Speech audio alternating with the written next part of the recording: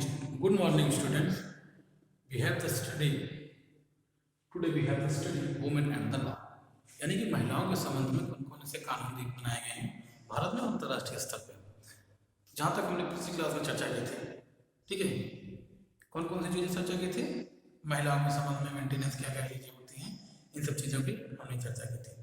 आज हम चर्चा यह करेंगे क्या महिलाओं को मेंटेनेंस कैसे मिलेगा, ठीक, और क्या वो एडॉप्ट कर सकती हैं चाइल्ड, क्या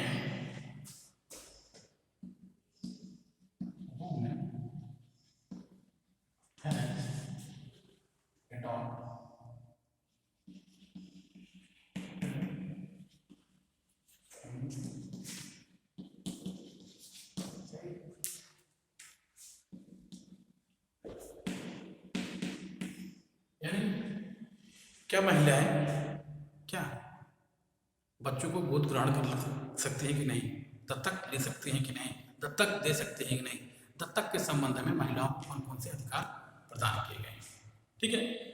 तो हम इस चीज़ को समझते हैं आज़ादी से पहले, यानी कि 1956 आज़ादी नहीं, इंडियन लॉ लागू होने से पहले, हिंदू फैमिलीज लॉ लागू हो जाने से पहले ऐसे बहुत कम ही केसेस आपको मिलेंगे जिसमें महिलाओं को यह अधिकार थे कि कोई भी पत्नी दत्तक दे सकती है और दत्तक ले सकती है। आप ऐसा नहीं है कि आपको नहीं मिलेगी। झांसी की रानी ने दत्तक लिया था पुत्रों को, ठीक है, लेकिन बहुत बड़े केसों में आपको देखेगा जिस पत्नी को अधिकार दिए गए थे दत्तक लेने को। लेकिन एक आम समाज में बात धारणा कीजिए, आम बात में धारणा की जाए तो महिलाओं को लेकर ऐसी बहुत कम केसेस आपको मिलते हैं जिसमें महिलाओं को यह अधिकार दिया गया था कि वो क्या करें, बच्चों को दत्तक ले सकती हैं और दे सकती हैं। आज हम समझते हैं क्या वास्तव में भारत में कुछ ऐसा प्रावधान है जिसमें महिलाएं दत्तक ले सकती हैं या दत्तक दे सकती हैं। इसके संबंध में हम पढ़ते हैं Hindu adaptation and maintenance act 1956, ठीक है। तो इसमें क्या बताया गया है, कोई भी हिंदू जिसमें महिला और पुरुष दोनों आते हैं, दोनों को बराबर का अधिकार दिया गया है बच्चों को दत्तक लेने के संबंध में, बच्चों को दत्तक देने के संबंध में, ठीक है। अब हम देखते हैं जैसे सेक्शन 7 इसमें हम देखते हैं Hindu adaptation and maintenance act 1956 के सेक्शन 7, ठीक। धारा 7 में हम देखते हैं, इसमें सबसे धारा 7 में क्या गया है, महिलाओं को नहीं पुरुषों को कहा गया है अधिकार। पुरुषों को अधिकार है, कौन कौन सा अधिकार है कि वो साउंड माइंड नहीं होंगे, वो स्वस्थ चित्त के होंगे, तभी वो क्या ले सकते हैं, दत्तक ले सकते हैं। लेकिन इसमें नीचे एक प्रोविजन दिया गया है जो यह प्रतीत करवाता है कि दत्तक लेते समय यदि कोई पुरुष प्रधान समाज में कोई पुरुष दत्तक लेता है तो उसकी साथ में रहने वाली पत्नी को भी कुछ अधिकार दिए गए हैं। तो उसमें साथ में रहने वाली पत्नी को कौन से अधिकार दिए गए हैं, जब कोई भी पुरुष, ठीक है, हिंदू पुरुष, हिंदू मेल यदि कोई बच्चा एडॉप्ट करता है, यदि उसकी पत्नी जीवित है, पत्नी पूरी तरह से समर्थ है अपने डिसीजन को लेने के लिए, ठीक है, तो वह उससे पूछकर ही दत्तक लेगा। यदि पत्नी मना कर देती है तब वह व्यक्ति दत्तक लेता है तो वह दत्तक क्या माना जाएगा, पूरी तरह से नल एंड वाइल्ड माना जाएगा। अर्थात क्या कहा गया है धारा 7 में यह कहा गया है जो पुरुष दत्तक लेगा, ठीक, वह अपनी पत्नी से पूछकर ही दत्तक ग्रहण करेगा। दत्तक तभी लेगा जब उसकी पत्नी उसे कहेगी, अन्यथा अन्य परिस्थितियों में वो दत्तक नहीं लेगा, ठीक। अब सेक्शन 8 में कुछ चीजें कही गई महिला के संबंध में। सेक्शन 8 क्या बताया गया है कि को Hindu adaptation and maintenance act 1956 में धारा 8 में यह बताया गया है कि महिलाएं भी दत्तक ले सकती हैं, लेकिन क्या होना चाहिए, वो पूरी तरह से साउंड माइंड हो, यानी कि वो पूरी तरह से पागल ना हो, समझदार हो, नेचर और कॉन्सिक्वेंसेस को समझती हो, ठीक है, तो वो दत्तक ले सकती हैं, ठीक है। और क्या होना चाहिए, वो माइनर नहीं होना चाहिए, यानी कि वो अवयस्क नहीं होनी चाहिए, ठीक। इसमें भी यही चीज क्या है, लेकिन इसमें भी एक चीज वही प्रोविजन दिया गया है, जब कोई महिला दत्तक लेगी यानी कि एडॉप्ट करेगी कोई चाइल्ड को, यदि उसका हस्बैंड जीवित होगा, उसको भी क्या किया जाएगा, उसको भी यह राइट होगा वो महिला का कि अपने हस्बैंड से ये परमिशन ले कि मैं ये बच्चे को दत्तक लेने जा रहे हूँ। यदि उसका हस्बैंड कह देता है आप दत्तक लीजिए, तभी वह दत्तक ले सकती है महिला। यानी कि यहाँ पे कहा जाए कि महिला और पुरुष को बराबर लाने का प्रयास किया गया है। जो एक सभ्यता थी, ठीक, जो एक सभ्यता धीरे धीरे विकसित हो गई थी, महिलाओं को किसी चीज में पार्टिसिपेट ही नहीं किया जा रहा था। लेकिन हमारे पार्लियामेंट ने 1956 में जो कानून बनाया है, एडॉप्शन एंड मेंटेनेंस एक्ट, उसमें महिलाओं और पुरुषों को बराबर का अधिकार दिया है दत्तक लेने में। दत्तक लेने में पुरुष को भी जितना अधिकार है, महिलाओं को भी उतना ही अधिकार दिया गया। ठीक है, और की चीज हम क्या समझते हैं, अब क्या कहते हैं, अब जैसे मान लीजिए ये होता है लेने के संबंध में। अब सेक्शन 9 को समझते हैं। सेक्शन 9 में क्या कहा गया है, सेक्शन 9 में कहा गया है कोई जब व्यक्ति कौन दे सकता है। अभी तो बात इसमें मेल के संबंध में था, ये फीमेल के संबंध में था, ये दे सकते हैं। ठीक,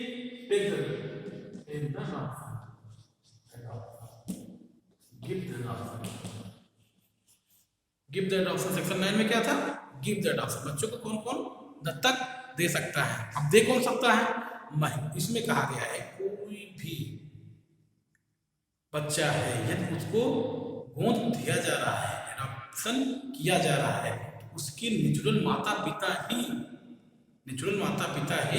दोनों ही उसके दत्तक देने में जब तक हामी नहीं भर देंगे, जब तक हाँ नहीं कर देंगे, तब तक क्या दत्तक नहीं प्रभावी माना जाएगा, तब तक दत्तक माना ही नहीं जाएगा। That's mean no person exempted the father or mother or any guardian of a child shall be capacity to give the child in adoption। यानी उनके माता के अनुसार, उनके पिता के अनुसार और उनके कोई गार्जियन है, उनके अलावा कोई दे ही नहीं सकता है। अब माता के अनुसार कौन दे सकता है, यदि माता है उसका पिता ही नहीं है, तब तो उसको सिर्फ और सिर्फ उसका ही अधिकार आ सकता है, चाहे तो वो दे सकती है, अपने आप को पूरा राइट जनरेट हो सकता है माता को देने में। ठीक, यानी कि धारा क्या बताती है, कौन कौन सी चीज, any father of the child नहीं, father of the child, mother of the child और guardian of the child. Father of the child कब होगा, यदि माता होगी तो उसे पूछ के देगा, माता नहीं होगी तो अपने आप को दे सकता है, तो अपने बच्चे को दे सकता है एडॉप्ट करने के लिए। ठीक, और ऐसे ही क्या होगा, यदि माता उसकी जिंदा है, ठीक है, यदि उसकी माता जिंदा है, फिर हस्बैंड उसको मर चुका है, तो क्या होगा, उस परिस्थिति में विडो है, उस परिस्थिति में उसको पूरा राइट होता है अपने बच्चे को एडॉप्शन दे देने के लिए। ठीक है, गार्जियन की बात अलग बात है, हम केवल वुमेन रिलेटेड प्रोविजन स्टडी कर रहे हैं। ठीक है, अब हम आगे समझते हैं क्या है, अब हम समझते हैं कि सेक्शन 14 समझते हैं। ठीक है, सेक्शन 14 एक बहुत अच्छी सेक्शन है जो महिलाओं के संबंध में बताया गया है। सेक्शन 14,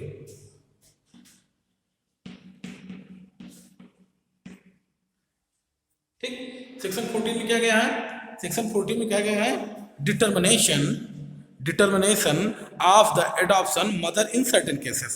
ठीक, यानी कि कुछ परिस्थितियों में माता के संबंध में कौन कौन से प्रावधान किए गए हैं। ठीक, तो एक एक चीज समझते हैं इसमें। यदि कोई माता है तो प्रावधान किए गए हैं। देखिए, कोई मान लीजिए, ठीक, कोई मम्मी है उसकी, यदि कोई फीमेल है अब वो गोद लेती है, where a Hindu who has a wife living adopt child shall be deemed to the adopted mother. ठीक है, एडॉप्टेड मदर मानी जाएगी, कौन मानी जाएगी, यदि कोई हस्बैंड लेता है, कोई चाइल्ड को एडॉप्ट करता है, जो उसकी माता होगी वो क्या मानी जाएगी, उसे क्या कहा जाएगा, मदर जो होगी वो क्या मानी जाएगी, एडॉप्टेड मदर,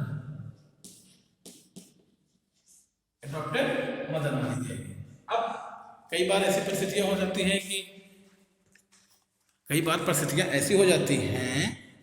एक से ज्यादा मम्मी हो सकती हैं, where adoption has been made in sub consent और more than one wife, senior most marriage then is deemed to be adopted mother and other is a step mother. ठीक, कहने का मतलब यह है, यदि कोई पुरुष लेता है बच्चे बच्चे को गोद, उसकी एक पत्नी है, पत्नी क्या कहा जाएगी? एडॉप्टेड मदर कही जाएगी। अब दूसरी कंडीशन है, यदि मान लीजिए एक ए है, उनकी 3 शादियां, 3 शादियां, ठीक, ए बी है, सी है, डी है, ठीक है। तो जो सबसे बड़ी वाली होगी वो क्या मानी जाएगी? एडॉप्टेड मदर, एडॉप्टेड मदर मानी जाएगी। और जो अदर होगी ये क्या मानी जाएगी? स्टेप मदर, स्टेप मदर मानी जाएगी। यानी कि ये जो होगी दत्तक माता मानी जाएगी और ये मानी जाएगी सौतेली माता है। सी और डी क्या मानी जाएंगी? सौतेली माता मानी जाएंगी। ठीक, तो हमने क्या देखा सेक्शन 14 में महिलाओं के संबंध में कौन कौन सी चीजें प्रावधानित की गई। वेयर इज विडो और bachelor adopt a child, wife who subsequently marriage can be dealt with the step mother and step child. कहने का मतलब यह है कोई भी मान लीजिए महिला है, ठीक है, उसने चाइल्ड को अडॉप्ट कर लिया है, एक कोई महिला है, ठीक है, उन्होंने चाइल्ड को अडॉप्ट कर लिया किसी को, और फिर इनकी मैरिज हो जाती है, तो ये सौतेले पिता इसके माने जाएंगे। ठीक, ऐसे कोई हस्बैंड है, किसी बच्चे को अडॉप्ट कर लिया है, बच्चे को अडॉप्ट कर लिया है, ठीक, जब बच्चे को अडॉप्ट कर लिया है, अब फिर वो जो शादी करेगा उसकी जो वाइफ आएगी तो बच्चे के लिए क्या कहलाएगी? सौतेली माता कहलाएगी। ठीक, इस संबंध में हमने देखा।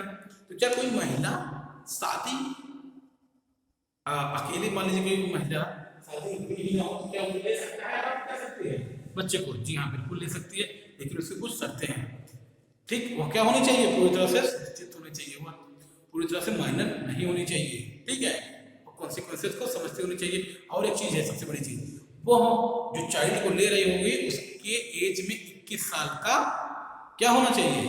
डिफरेंस होना चाहिए। मान लीजिए एक वुमेन है, उनकी एज 20 साल है, ठीक, 20 ईयर है,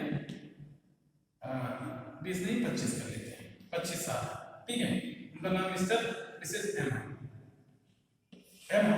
ठीक। अब क्या वो की शादी नहीं हुई, क्या वो अडॉप्ट कर सकती हैं? जी हाँ, बिल्कुल कर सकते हैं, लेकिन क्या होना चाहिए?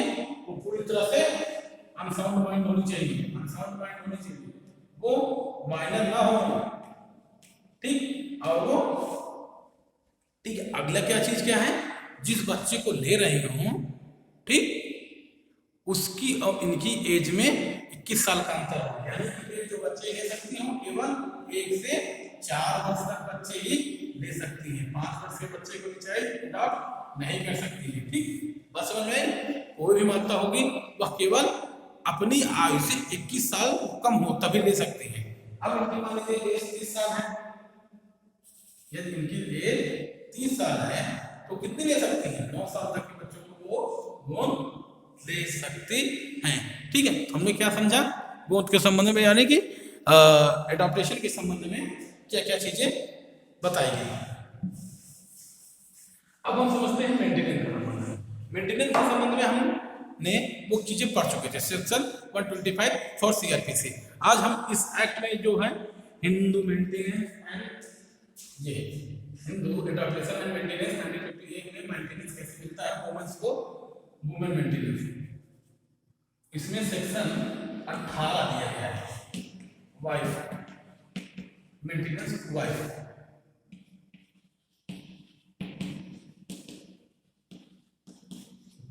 वाइफ, यानी पत्नी को क्या भरण पोषण, पत्नी को भरण पोषण, ठीक है, पत्नी को भरण पोषण धारा 18 बताया गया है। ठीक, जब किसी पत्नी की शादी हो जाती है तो वो अपनी वाइफ से, अरे अपने हस्बैंड से पूरी लाइफ के लिए क्या ले सकती है? मेंटेनेंस ले सकती है। ठीक है, ठीक, बात समझ में आई? कोई भी महिला, इसमें क्या है, इसमें कुछ बेसिक एलिमेंट्स हैं, समझते हैं।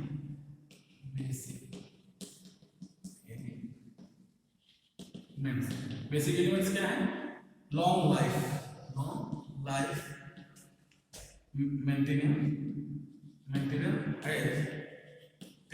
Through her husband,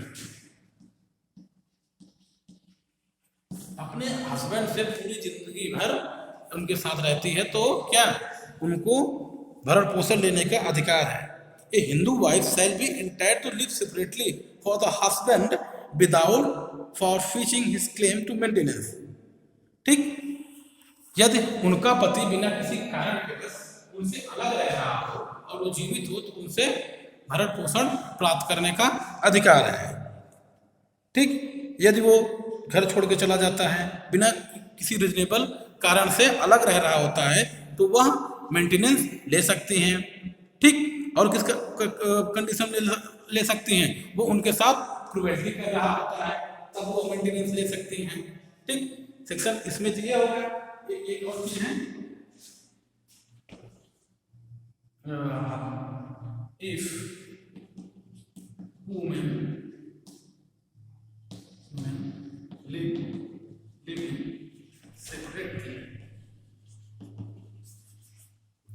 if women living separately take maintenance in some specific condition। ठीक, जब महिला अपने पति से अलग रह रही हो तो कुछ परिस्थितियों में क्या ले सकती है, भरण पोषण ले सकती है। तो कौन कौन सी परिस्थितियां हो सकती है, जब उसका पति उसके साथ क्रूएल्टी कर रहा होता है, जब उसका पति उसके साथ क्या कर लिया हो, घर छोड़ दिया हो, या कहते नहीं सन्यासी हो गया हो, उस परिस्थितियों में ले सकती है। जब उसका पति क्या कर रहा हो, किसी दूसरी शादी, कोई दूसरी शादी कर लिया हो, या दूसरी शादी करने के साथ साथ ठीक उनसे अलग रह रहा हो, ठीक, और कहीं दूसरे के घर में रह रहा हो, कहीं दूसरी जगह रह रहा हो, इन परिस्थितियों में वो क्या ले सकती हैं, वो पूरी तरह से ले सकती हैं। यदि उसका पति किसी बहुत भयानक बीमारी से ग्रसित है, ठीक है, उन परिस्थितियों में उनसे वो ले सकती है। यदि वह उनका पति कोई धर्म बदल के कोई दूसरा धर्म ग्रहण कर लेता है, उस भी परिस्थितियों में वो ले सकती है। ठीक है, या किसी अन्य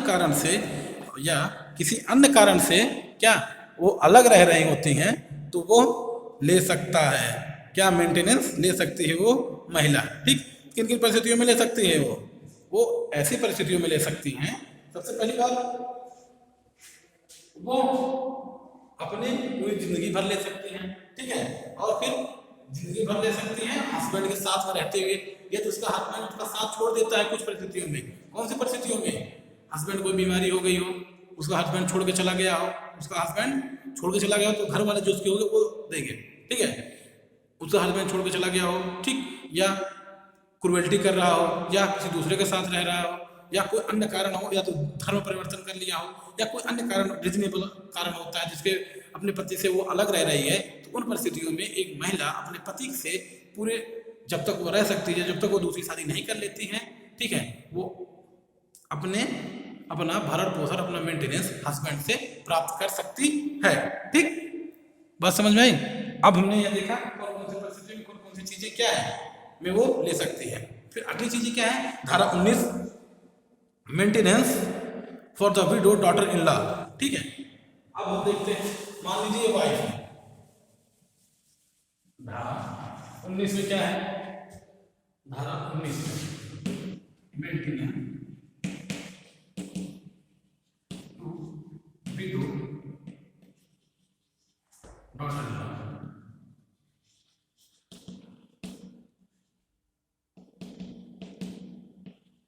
डॉटर इन लॉ के संबंध में, यानी कि कोई पुत्र वधू, उनका हस्बैंड मर गया हो तो आप अपने घर में रह रहे हो तो अपने पति के पिताजी से, उनकी माता जी से उनकी जो संपत्तियां होंगी उनसे वो उन परिस्थितियों में क्या ले सकती है, भरण पोषण ले सकती है। A Hindu wife whether he married before or after commencement this act entitled to the maintenance after the death his husband by father in law।